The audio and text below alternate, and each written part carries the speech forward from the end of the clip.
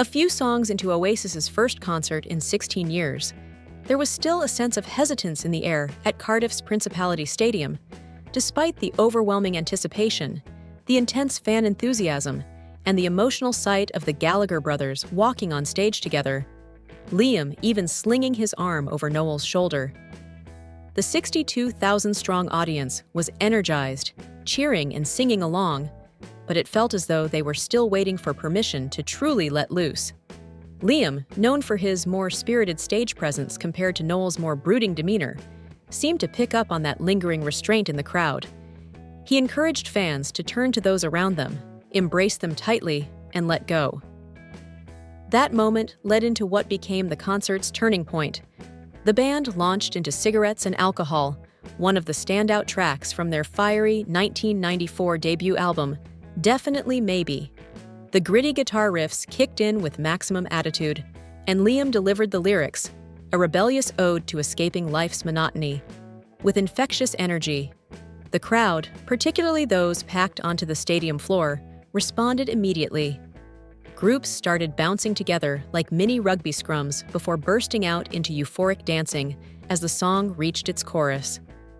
At last, the initial awkwardness had dissipated. Over the next 2 hours, Oasis, arguably the most iconic and beloved British band of the 1990s, oscillated between raw, masculine euphoria and moments of uncertain searching. Their performance was stripped of theatrics, relentless in execution, and at times triumphant, like the most epic pub sing-along imaginable. Yet there were moments where it stumbled into introspection and felt somewhat unpolished. The fact that the show happened at all was a victory in itself.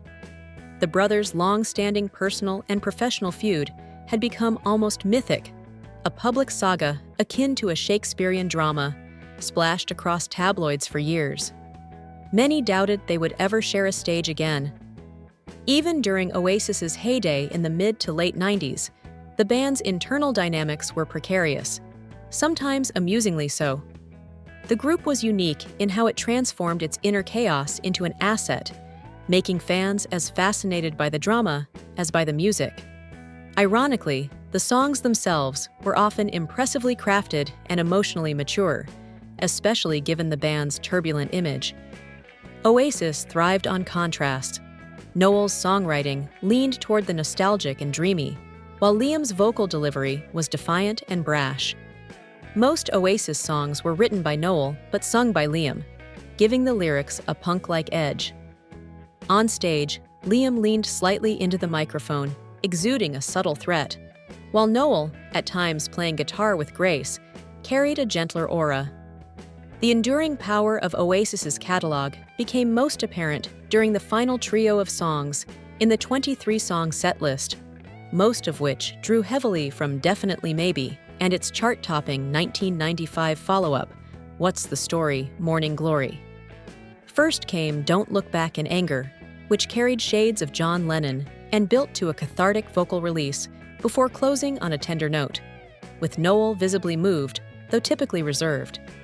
Then came the hauntingly familiar Wonderwall, arguably the band's signature song.